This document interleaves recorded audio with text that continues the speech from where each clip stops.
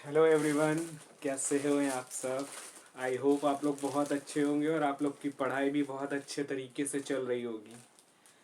आप देखिए, धीरे धीरे एग्ज़ाम की घड़ियां बहुत तेज़ी से आगे बढ़ते हुए चल रही हैं और हमारे टॉपिक भी बहुत तेज़ी से बढ़ते हुए चल रहे हैं। आप देखिए, आज हमारी लगभग 108वीं क्लास है, 108वीं वीडियोस जा रही है, जिसमें हमने सारे टॉपिक आप देखिए जो करंट के हों, जिस भी टॉपिक को हम कवर कर रहे हैं बहुत डीपली सारी चीज़ों को कवर किया जाता है। इसके पहले अभी हमने मुगल कालीन की प्रशासनिक व्यवस्थाएं, आर्थिक व्यवस्थाएं, सांस्कृतिक व्यवस्थाएं सभी पे चर्चा की। उससे पहले हमने एक करंट का टॉपिक जो पार्लियामेंट अटैक हुआ उस पर हमने बात किया। इसी तरीके से आप देखिए धीरे धीरे हम कंटेंट को कवर करते आपके चल रहे हैं।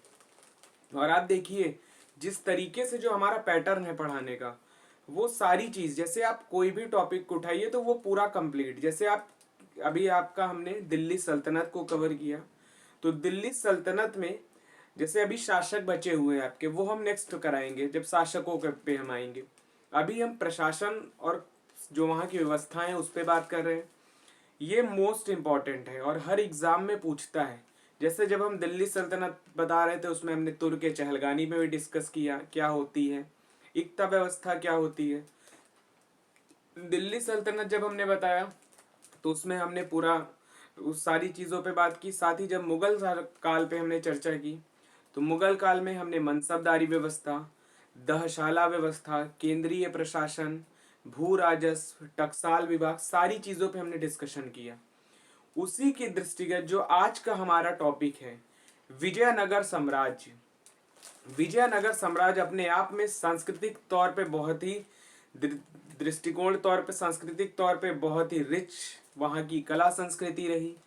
अपने आप में हिंदू जो लोग थे, हिंदू धर्म को, हिंदू धर्म की रक्षा के लिए जो वहाँ पे लगातार प्रयास हुए, साथ ही वहाँ की संस्कृति अपने आप में ही, जो अपने आप में जो संस्कृति थी वो एक बड़े लेवल पे लोगों को कवर कर रही थी, लोगों को अपनी ओर आकर्षित कर रही थी।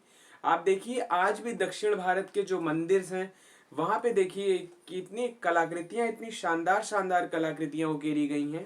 आप कहीं पे उठा के देखिए, चाहे वो हम्पी ले लीजिए कर्नाटक, या दक्षिण भारत के कोई भी आप मंदिर देख लीजिए, वहां की कलाकृतियां जो हैं वो कैसी हैं। आप देखिए जैसे उत्तर भारत में नागर शैली है, जब मैं आऊंगा शैली पे बताऊंगा। इसी तरह दक्षिण भारत में आपकी कौन सी शैली है, द्रविड़ शैली है। तो ध्यान दीजिएगा ये सब चीज़ों को, इस तरह की शैलियों मंदिर के निर्माण की शैली होती है, ठीक है। तो इसी तरीके से इस समय बहुत सारी मंदिरों पे फोकस था, लोगों का आकर्षण बहुत ज़्यादा था हिंदू धर्म में जो था उसके प्रति, जो उसकी रक्षा करने के उद्देश्य से ये बना था, ठीक है। अब बात करें यदि हम विजयनगर साम्राज्य की, आइए थोड़ा सा हम डिस्कस कर लें कि विजयनगर साम्राज्य में जो शासक हुए वो सब कैसे उनका कार्यकाल चला, सारी चीजों पे थोड़ा सा ओवरव्यू लेके चले। देखिए जो विजयनगर साम्राज्य था इसकी जो नींव है 1336 में हरियर और बुक्का के द्वारा रखी गई। किसके द्वारा रखी गई? हरियर और बुक्का के द्वारा 1336 ईस्वी में। कहाँ पे? ये तुंगभद्रा नदी पड़ती है कर्नाटक में, हम्पी के पास में।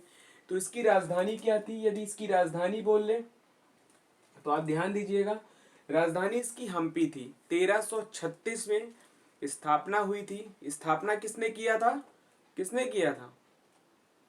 विजयनगर साम्राज्य की हरियर और बुक्का ने किया था, ठीक। तो ध्यान दीजिएगा। साथ ही साथ इसमें 4 वंश उभरे थे। कौन सा? संगम वंश, तुलुप वंश, शालुब वंश और अरविडो वंश। तो ध्यान दीजिएगा, संगम वंश, शालुब वंश, तुलुप वंश और अरविडो वंश। कौन कौन से वंश थे? संगम वंश, सालुब वंश, तुलुप वंश और अरविडो वंश। इसी समय कृष्णदेवराय जो कि तुलु वंश में थे और महान शासक, कृष्णदेवराय के बारे में हम बहुत डिटेल में बात करेंगे जब हम शासकों पे बात करेंगे। फिलहाल आप इतना जान लीजिए जो कृष्णदेवराय थे वो जो है आपके सालुब वंश, वो तुलुप वंश से संबंधित थे। तो ध्यान दीजिएगा, कृष्णदेवराय की मैं बात कर रहा हूँ, ठीक। तो ध्यान दीजिएगा। यदि हम बात करें सबसे ज्यादा प्रांत भी जो उस समय सर्वाधिक थे वो कृष्णदेवराय के समय में ही सबसे ज्यादा प्रांत थे, मतलब सबसे ज्यादा उस समय राज्य थे वो कृष्णदेवराय के समय में ही थे। 6 प्रांत थे, याद रखिएगा। आइए अब हम बात करें प्रशासन कैसे था, केंद्रीय प्रशासन। आइए थोड़ा सा डिस्कस कर लेते हैं, ठीक है। सबसे ऊपर बात करें तो यहाँ पे जो प्रशासन व्यवस्था थी वो राजतंत्रात्मक थी। कैसी व्यवस्था थी? राजतंत्रात्मक थी। सबसे ऊपर केंद्रीय प्रशासन था, उसके नीचे प्रांत। प्रांत को क्या कहते थे? तो इसमें राजा मंडलम, थोड़ा सा दक्षिण भारतीय शब्द है, ध्यान दीजिएगा, राजा मंडलम, ठीक। बात करें वलनाडु, वलनाडु को क्या बोलते थे? कोट्टम। उसके बाद आता है नाडु, जिसको जिला कहा गया। वलनाडु को कोट्टम और नाडु को जिला कहा गया। बात करें यदि स्थल की, तो स्थल को क्या कहते थे? या तो तहसील कहते थे या उपजिला कहा जाता था, जो ठीक। तो जिले को क्या कहा गया? स्थल को क्या कहा गया? स्थल को उपजिला या तहसील। मेल ग्राम होता था, मेल ग्राम 50 गांव का समूह होता था, ध्यान दीजिएगा, मेल ग्राम कहा गया, मेल ग्राम, ध्यान दीजिएगा। वही नेक्स्ट बात करें, सबसे अंतिम इकाई थी ग्राम, जिसको उर कहते थे, याद रखिएगा। जैसे दिल्ली सल्तनत और जब हमने आपका मुगल काल बताया तो उसमें हमने बताया था जो ग्राम की इकाई थी उसे क्या बोलते थे? मुकद्दम, खुद या चौधरी, जो प्रमुख थे वहां के। तो उसी तरह यहाँ पे क्या कहते थे? गांव को उर कहा जाता था, तो ध्यान दीजिएगा, ठीक। वहां के प्रमुख कौन थे? मुकद्दम, खुद और चौधरी थे। ग्राम को गांव कहा जाता था, वो ऐसे ही था, लेकिन यहाँ उर शब्द का उससे उर शब्द के बारे में जानकारी मिलती है कि गांव को उर कहा जाता था। अब बात करिए यदि केंद्रीय प्रशासन यहाँ पे कैसा था, तो केंद्र में देखिए यहाँ पे क्या था? राजा राज्याभिषेक से पहले शपथ लेते थे। यहाँ पे जैसे वर्तमान में आप देखिए, कोई भी सांसद या मंत्री या कोई भी मुख्यमंत्री या प्रधानमंत्री या राष्ट्रपति या कोई भी पद होता है उस पर शपथ ली जाती है। होता है ना कि ईश्वर की शपथ या सत्यनिष्ठा से शपथ लेते हैं, ऐसा उल्लेख है ना हमारे संविधान में, मैंने बताया भी है आपको। ठीक उसी तरह यहाँ पे शपथ ली जाती थी। साथ ही साथ क्या होता था? यहाँ पे ग्राम जो थी ये स्वायत्त परंपरा थी। वहां पर भी ग्राम स्वायत्त परंपरा थी, जो मुगल काल था और दिल्ली सल्तनत, यहाँ पर भी ग्राम क्या थी? ये स्वायत्त परंपरा थी। वही बात करें नायक की, तो नायक वंशानुगत होते थे, होने की परंपरा थी और ये स्वतंत्रता इनकी सीमित थी, ठीक। तो ध्यान दीजिएगा, ये वंशानुगत होते थे, ठीक। यहाँ पे कुछ इंपॉर्टेंट जो आपके अधिकारी हैं उनके बारे में थोड़ा सा शब्द एक से मैं 2 बार बताऊंगा, आप सुनते चलिएगा, ठीक है। बात करें कबलकार की, क्या है कबलकार? ये क्या होते थे? तो धार्मिक प्रमुख होते थे। कबलकार पूछता है एग्जाम में, आप नोटबुक और पेन लेके बैठिए, क्योंकि तभी आपको रिवीजन करेंगे, तभी आनंद आएगा क्लास का। कबलकार क्या होते थे? तो ये धार्मिक प्रमुख होते थे, धार्मिक विषय पे अपने निर्णय दिया करते थे, ध्यान दीजिएगा। अगली बात करें तो हम पलाईयार, पलाईयागार बोलते थे, पलाईयागार, थोड़ा सा शब्द याद रखिएगा, पलाईयागार। इसको सेनापति या नायक कहते थे। नायक या सेनापति मैंने बताया ना, वंशानुगत पद होता था, ठीक। तो ध्यान दीजिएगा। अगली बात करें कंदाचार, कंदाचार क्या था? तो ये सैन्य विभाग होता था, कंदाचार ये सैन्य विभाग। वहां पे क्या बताया था मैंने पिछले में, आपको याद है?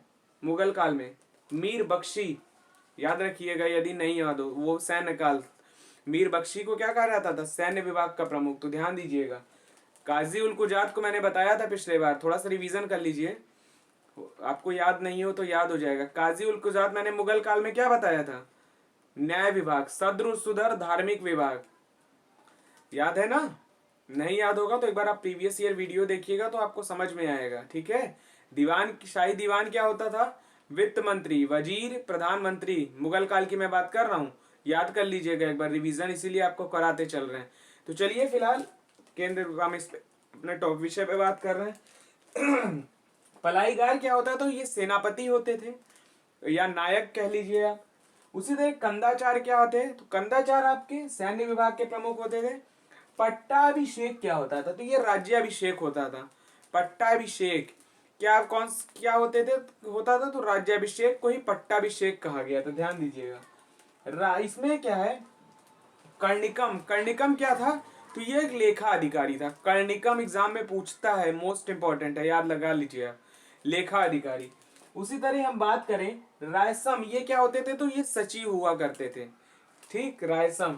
उसी तरह अम्रनायक, ये क्या थे? तो सैन्य सैन्य मदद वाला सामंत होता था, जो सेना में मदद करते थे वो सामंत होते थे। कौन थे? तो अम्रनायक। उसी तरह आयंगार को क्या बोलते थे? वंशानुगत थे, ये ग्रामीण अधिकारी। आयंगार कौन थे? तो ग्रामीण वंशानुगत अधिकारी थे। बात करें नायंगार, तो ये प्रांत अधिकारी थे। आगे हम आयंगार व्यवस्था और नायंगार व्यवस्था पे भी अभी चर्चा करेंगे, ठीक है। उसी तरह हम बात करें यदि स्थानिक की, तो ये मंदिर व्यवस्था की व्यवस्था करते थे, मंदिरों में व्यवस्था का देख रेख का काम इनका था, स्थानिक कहलाते। उसी तरह बात करें सेनकोट्टा की, तो ये गांव गांव में लेखा अधिकारी होते थे, आय व्यय का लेखा जोखा रखते थे। बात करें कुट्टी की, तो ये कृषक मजदूर थे। कुट्टी के थे क्या है, कृषक मजदूर। उसी तरह कुटग्गी की बात करें यदि हम, तो ये पट्टे पर क्या है, पट्टे पर किसानों को भूमि देते थे। कुटग्गी क्या होता है, जो बड़े जो जमींदार थे वो खुद तो खेती करते नहीं थे, तो वो क्या करते थे, अपनी भूमि किसानों को दे दिया करते थे कि किराए पे कि वो खेती करें, तो याद दीजिएगा कुटग्गी कहा गया है, ठीक। तलस क्या होता था, तो ये चौकीदार था, गांव में जो चौकीदार थे वो तलस कह लेते। बात करें यदि हम परुप्यागार, ये राजा के गवर्नर के प्रतिनिधि के रूप में होते थे, राज्य के गवर्नर या प्रतिनिधि के रूप में, क्या नाम था इनका, परुप्त्यागार, परुप्त्यागार, परुप्त्यागार, याद रखिएगा नाम, परुप्त्यागार। मैं बाद में साइड हो जाऊंगा तो आप स्क्रीनशॉट भी ले लीजिएगा, ठीक है। अभी यदि हम बात करें प्रांत के बारे में, हमने केंद्र प्रशासन में ये हमने जो अधिकारियों की बात की, ये आपके पूरे कंप्लीट हो जाएंगे, इसके बाहर अधिकारियों से आपके क्वेश्चन नहीं आएंगे यदि आपने विजयनगर साम्राज्य के इस वीडियो को पूरा देख लिया है तो, ठीक है। बात करें प्रांत की, तो प्रांत 6 भाग में बटा था, मैंने जैसे बताया था। सबसे ज्यादा प्रांत जो थे कृष्णदेवराय के समय में थे, जो कि तुलु वंश के महान शासक थे, तो ध्यान दीजिएगा, ठीक है। इसी तरह हम बात करें नायंगर व्यवस्था प्रांतों में लागू थी, जैसा कि हमने पहले ही बताया आपको। जो प्रांत के प्रमुख थे उन्हें मंडलेश्वर या दंडनायक कहते थे, ठीक। ये क्या करते थे, ये सिक्कों का प्रचार प्रसार करते थे, साथ ही साथ ये क्या करते थे, पुराने जो कर थे उनकी समाप्ति करते थे, ये सब काम इनका था, ठीक है। याद करें यदि इसमें भू राजस्व का जो एक हिस्सा था वो केंद्र को दिया जाता था, प्रांत में जो कर वसूल करते थे उसका एक हिस्सा राज्य को, केंद्र सरकार को केंद्र को दिया जाता था, उस समय जो केंद्र था, याद रखिएगा। बात करें वलनाडु, तो वलनाडु को कोट्टम कहा गया। नेक्स्ट है नाडु, नाडु को जिला कहते थे, ठीक। केंद्र द्वारा महादंड नायक की नियुक्ति की गई, केंद्र के द्वारा महादंड नायक की नियुक्ति, ठीक। इनके सदस्यों को नत्वार कहते थे, क्या बोलते थे, नत्वार, ना होगा बड़ा ना आधा था, वा और नत्वार कहा जाता था, याद रखिएगा। बात करें यदि ग्राम की, तो ग्राम क्या होता था, इसको उर कहते थे, और जो यहाँ के प्रमुख थे इनको महाजन कहा गया था, याद रखिएगा, महाजन, ठीक है। बात करें यदि यहाँ पे, तो सभा में गांव के लोगों का प्रतिनिधित्व होता था, गांव के लोगों के द्वारा सभा होती थी। ये सार्वजनिक भूमि यहाँ पे होती थी। साथ ही साथ यदि कोई लंबे समय तक लगान नहीं दे पाता तो उसकी जमीन को जब्त कर लिया जाता था। यदि कोई लंबे समय तक अपने लगान को नहीं चुका पा रहा तो उसकी जमीन को जब्त कर लिया जाता था, ध्यान दीजिएगा। अब बात करें यदि हम भू राजस्व व्यवस्था कैसी थी, विजयनगर साम्राज्य में भू राजस्व व्यवस्था कैसी थी, तो भूमि 3 भाग में बटी थी। भूमि जो है 3 प्रकार में थी। कैसी थी विजयनगर साम्राज्य में भूमि तो 3 भाग में थी। पहली कौन सी थी, भंगारवाद भूमि। इसमें क्या होता था, ये राजा की भूमि होती थी, यानी राजकीय भूमि होती थी, ठीक। नेक्स्ट है आपकी अमरम भूमि। ये क्या थी, तो ये सैनिकों को वेतन के बदले दी जाती थी। अमरम भूमि सैनिकों को वेतन के बदले, मतलब वेतन नगद में न देके उनको दी जाती थी। ये कौन सी थी, तो आपकी अमरम भूमि होती थी, ठीक। बात करें मान्या भूमि की, मान्या भूमि क्या थी, तो ब्राह्मणों या मंदिरों को दान दिए जाने वाली भूमि कौन सी थी, तो मान्या भूमि थी, याद रखिएगा। भंगारवाद भूमि, अमरम भूमि और मान्या भूमि। एग्जाम में पूछता है भूमि कैसे डिवाइड थी, विजयनगर साम्राज्य में भूमि का क्या कैसा पैमाना था, कैसे बांटी गई थी भूमि, तो याद रखिएगा कितने प्रकार से बटी थी, तो इस चीज को थोड़ा ध्यान रखिएगा। अगली बात करें भू राजस्व विभाग को क्या कहा जाता था इस समय, तो अठावने कहा जाता था। विजयनगर साम्राज्य में भू राजस्व विभाग को अठावने कहा जाता था, ठीक है, ध्यान दीजिएगा। बात करें भू राजस्व को, तो शिष्ट करते थे तथा ये करते थे, ये आय का स्रोत था। भू राजस्व को यानी जो कर संग्रह करते थे उनको शिष्ट कहा जाता था, और ये जो है आय का एक स्रोत होता था। जो भू राजस्व वसूली करते थे उन्हें शिष्ट कहा जाता था, और ये आय का स्रोत होता था, तो ध्यान दीजिएगा इस चीज को, ठीक है। उसी तरह यदि हम बात करें चावल पर, यहाँ पे कई कर लगाए गए, कई फसलों पर कर, जैसे चावल के की फसल थी उसको क्या कहा गया, तो कुरुबाई। चावल की एक किस्म होती थी कुरुबाई, उस पे कर कितना था, तो 1/3 यानी 1/3 कर लगाया गया। कुरुबाई जो है चावल की एक किस्म थी, उस पे 1/3 1/3 कर लगाया गया। उसी तरह बात करें ज्वार की, ये शुष्क भूमि में होती थी, यहाँ पे 1/6 कर लगाया गया। उसी तरह बात करें यदि हम सीशम, रागी और चना, सीशम, रागी और चना, इस पे 1/4 कर लगाया गया। तो ध्यान दीजिएगा इस चीज को, सीशम, रागी और चना पे 1/4 कर लगाया गया था। ठीक है, याद रखिएगा। उसी तरह आपके चावल पे बात करें, जिसको कुरुबाई कहा गया, वहां पे 1/3 कर लगाया गया था। ज्वार पे आपका कितना लगाया गया था, तो ज्वार पे आप याद रखिएगा आपका 1/6 कर लगाया गया था। तो ध्यान दीजिएगा। बात करें कर व्यवस्था की, कैसी थी, तो कर व्यवस्था यहाँ पे ब्राह्मण की आय पर ब्राह्मण की 1/20 जो आय थी उस पे कर लगता था, 1/20 भाग पे कर लगता था। तो ध्यान दीजिएगा। यहाँ पे मंदिरों की आय पर 1/30 कर लगाया जाता था, 1/30। तो ध्यान दीजिएगा। यहाँ पे जो है नाई कर की समाप्ति की थी सदाशिव राय और राम राय ने। सदाशिव राय ये शासक हैं, जब हम उस पे आएंगे तो बहुत डिटेल में आपको कवर कराएंगे। ठीक है, तो ध्यान दीजिएगा अभी इतना कि सदाशिव राय और राम राय ने क्या किया था, जो नाई कर था उसको समाप्त किया था। उसी तरह से विवाह कर को किसने समाप्त किया था, तो कृष्ण देव राय ने समाप्त किया। क्यों किया था, क्योंकि विधवा पुनर्विवाह को बढ़ावा देने के लिए इन्होंने विवाह कर को समाप्त कर दिया था। तो ध्यान दीजिएगा इस चीज को। ठीक है, अब बात करें यदि हम यहाँ की सामाजिक व्यवस्था कैसी थी, विजयनगर साम्राज्य में समाज कैसा था, तो यहाँ पे देखिए समाज क्या था। दक्षिण भारत में ब्राह्मण जो थे वो धर्म निरपेक्ष थे। ठीक है, सभी धर्मों की बात करते थे, धर्म की निरपेक्ष भूमिका इनकी रही। बात करें यदि निचला जो सामाजिक समूह था, यहाँ पे जो निचला सामाजिक समूह था, यहाँ विभाजन था।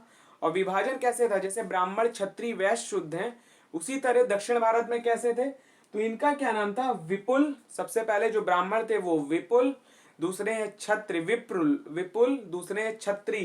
क्षत्रिय को क्या कहा गया, राजुल। तो ध्यान दीजिएगा, राजुल। नेक्स्ट है आपके वैश्य, इन्हें क्या कहा गया, तो इन्हें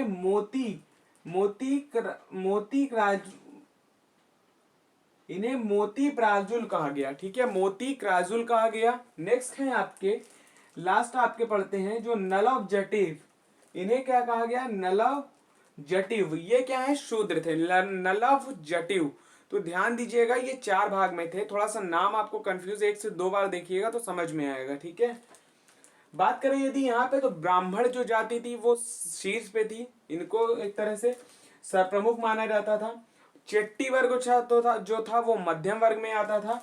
और उसी तरह विप्रा विनोजित एक वर्ग था, विप्रा विनोजित, ये किस में आता था, तो ये लोहार हैं, स्वर्णकार हैं, शिल्पकार हैं, वो इसमें आते थे। तो ध्यान दीजिएगा वर्गों के बारे में। बात करें यदि मुद्रा व्यवस्था कैसी थी, तो यहाँ पे स्वर्ण व्यवस्था थी। स्वर्ण व्यवस्था में जो वराह सिक्के थे, याद रखिएगा ये 52 ग्राम ग्रेन के हुआ करते थे। वराह सिक्के एग्जाम में पूछे तो स्वर्ण के सिक्के थे, विजयनगर साम्राज्य में थे। तो ध्यान दीजिएगा।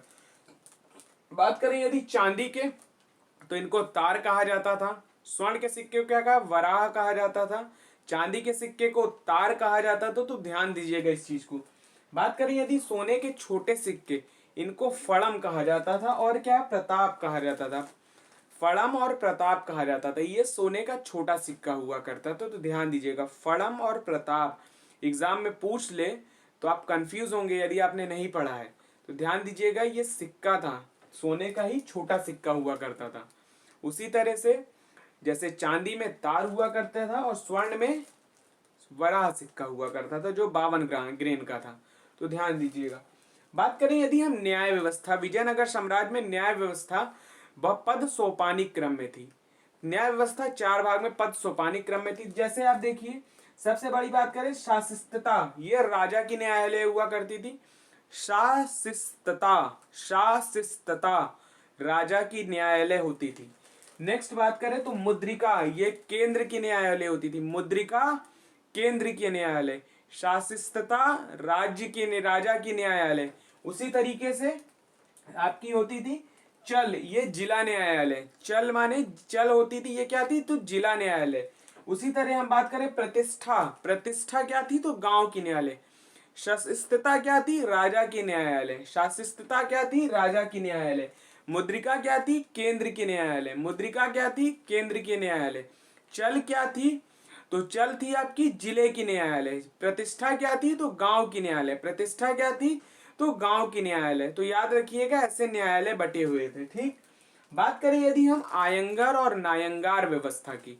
नायंगार व्यवस्था कहाँ पे थी? तो ये प्रांतों में लागू थी। यहाँ पे क्या था? पद जो है वंशानुगत होते थे। तो ध्यान दीजिएगा। बात करें यदि सर्वाधिक नायंगार तमिलनाडु में थे, लगभग 200 से अधिक संख्या थी।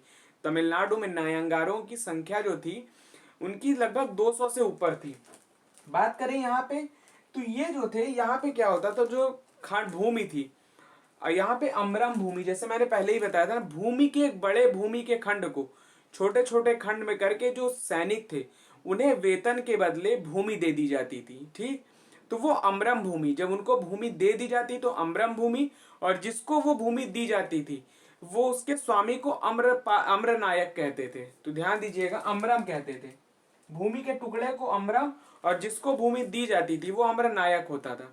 तो नायंगर व्यवस्था में क्या था? सबसे पहले प्रांत में लागू थी। वंशानुगत व्यवस्था थी, बड़े भूखंड को छोटे छोटे खंड में किया जाता था, और वेतन के बदले जो सैनिक थे उन्हें दिया जाता था इसको। तो ध्यान दीजिएगा इस चीज को, वेतन के बदले दिया जाता था। क्या दिया जाता था? भूमि दी जाती थी इनको। ठीक। और जो ये भूमि का टुकड़ा था इसे अम्रम कहा गया, और जिसको दी जाती थी जो सैनिक थे उन्हें अम्र नायक कहा गया। तो एग्जाम में पूछता है कि अम्र नायक, तो ध्यान दीजिएगा तमिलनाडु में लगभग 200 से अधिक नायंगर थे। तो याद रखिएगा। ठीक। ये वंशानुगत व्यवस्था थी, मतलब यहाँ पे वंशानुगत अधिकार था इनको। तो इस सब चीज को थोड़ा सा आप ध्यान रखिएगा। ठीक है। यदि अगली हम बात करें कि यहाँ पे जो है आयंगार व्यवस्था, आयंगार व्यवस्था कहाँ पे थी? तो ये गांव में थी। नायंगार व्यवस्था कहाँ पे थी? प्रांत में थी। आयंगार व्यवस्था कहाँ थी? तो वो गांव में थी। इसमें क्या होता था? प्रत्येक गांव एक स्वतंत्र इकाई था, जैसे कि मैंने पहले ही बताया गांव में जो थी वो स्वतंत्र इकाई थी। ठीक। यहाँ पे 12 ग्रामीण अधिकारियों का समूह था। जो आयंगार व्यवस्था है वो 12 जो ग्रामीण अधिकारी थे उनका एक समूह था। ठीक है। यहाँ भी वेतन के बदले जो है भूमि का एक टुकड़ा दिया जाता था। इन्हें मान्या भूमि कहते हैं।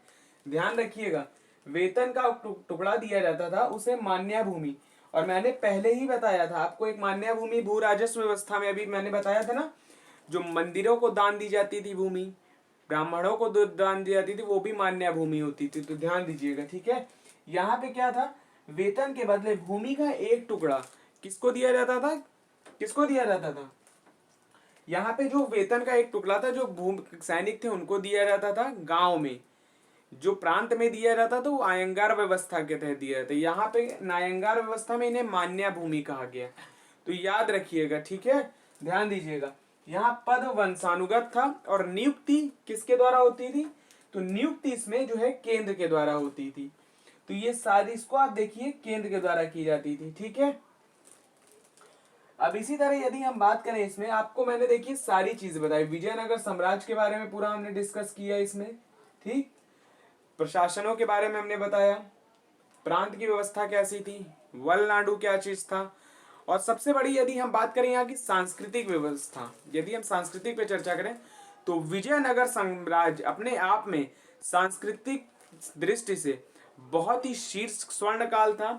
यहाँ पे बहुत सारी संस्कृतियों का जो विकास हुआ, बहुत एक दूसरे से यहाँ पे जो व्यवस्थाएं थी, यदि हम यहाँ के आर्थिक व्यवस्था के तौर पे यदि हम बात करें तो यहाँ आयात जो है बड़े भारत तथा भारत के बाहर भी होता था। जैसे अबिसीनिया हो गया आपका, पुर्तगाल हो गया, वो सभी जगह से यहाँ पे आयात होता था। तो ध्यान दीजिएगा, मलाया प्रांत है आपका, पुर्तगाल है, तो यहाँ से निर्यात आयात निर्यात होता था। अब निर्यात क्या क्या चीज होती थी? तो यहाँ पे जैसे भारत से जो निर्यात है, कपड़ा हो गया, चावल हो गया, मसाले हो गए, आपको याद होगा ना मसाले बहुत फेमस थे यहाँ के, तो मसाले हो गए आपके। उसी तरह आपका इस्पात हो गया, इत्र हो गया, ये सारी चीजें, इत्र नगरी आपकी कन्नौज, वो सारी चीजों का निर्यात होता था। यदि हम बात करें आयात क्या होता था, तो जैसे हाथी दांत हो गए, बहुमूल्य वस्तुएं हो गई, कीमती पत्थर जैसे हो गए, नमक हो गया आपका, नारियल हो गया, घोड़े हो गए, ये सारी चीजें आपकी, ठीक है, तो ध्यान दीजिएगा। मोती हो गए, जैसे मैंने बताया, मोती, बहुमूल्य पत्थर, घोड़े, हाथी दांत, ये सारी चीजों का आयात होता था। तो सोचिए बड़े लेवल पे यहाँ पे आयात और निर्यात की व्यवस्था भी थी उस समय विजयनगर साम्राज्य में। मैं बात कब की कर रहा हूँ, तो 1336 के समय काल की मैं बात कर रहा हूँ। तो सोचिए अपने आप में यहाँ की संस्कृति, यहाँ की अर्थव्यवस्थाएं, यहाँ पे जो लोगों का प्रशासन व्यवस्था थी, सारी चीजों का बहुत सिस्टमेटिक ढंग से यहाँ पे व्यवस्थाएं की गई थी और प्रशासन चलाया जा रहा था। और विजयनगर साम्राज्य अपने आप में बहुत इंपॉर्टेंट है। जब अभी हम इसके सारे आपके शासकों पे बात करेंगे, जो इनका वर्ग था, जैसे संगम वंश, संगम काल, फिर सालोब का, फिर तुलुब, फिर अरविडु वंश, जो सारे वंश आ गए, संगम वंश, सालुब वंश, तुलुब वंश और अरविडु वंश। तो जब उस पर डिस्कस करेंगे तो हम पूरे शासकों को कवर करेंगे। आज फिलहाल हमने केंद्रीय व्यवस्था यहाँ की, सामाजिक व्यवस्था, आर्थिक व्यवस्था, मुद्रा व्यवस्था यहाँ की, आयंगार व्यवस्था क्या थी, नायंगार व्यवस्था क्या थी, वर्नाडु, नाडु, यहाँ का प्रशासन, हमने सारी चीजों पे विधिवत डिस्कशन किया, सारी चीजों पे हमने बात की। यदि एक बार में आपको वीडियो नहीं समझ में आया तो वीडियो को आप 1 से 2 बार देखिए। इसलिए मैं कह रहा हूँ कि बहुत इंपॉर्टेंट है टॉपिक, तो आप 1 से 2 बार देखेंगे तो आपको समझ में आएगा, अन्यथा आपको समझ में नहीं आएगा। क्योंकि वर्ड दक्षिण भारत के हैं तो थोड़ा सा कंफ्यूजन आपको हो सकता है, लेकिन मेरा आपसे वादा है कि आप 1 से 2 बार देखिए तो आपको सारी चीज़ें बहुत अच्छे से क्रिस्टल की क्लियर होगा, ठीक है। तो चलिए फिर अगले वीडियो में आप सबसे एक नए टॉपिक पे मुलाकात होगी। वीडियो यदि पसंद आ रही है तो वीडियो को अपना प्यार दीजिए, सब्सक्राइब करिए, चैनल को लाइक करिए, ठीक है। तो अगले वीडियो में आप सबसे फिर मुलाकात होगी। तब तक अपना ध्यान रखिए, अपनों का ध्यान रखिए, स्वस्थ रहिए, मस्त रहिए। तो चलिए फिर अगले वीडियो में मुलाकात होगी। तब तक लिए बहुत बहुत शुक्रिया आप सभी का, आभार। जय हिंद, जय भारत, धन्यवाद।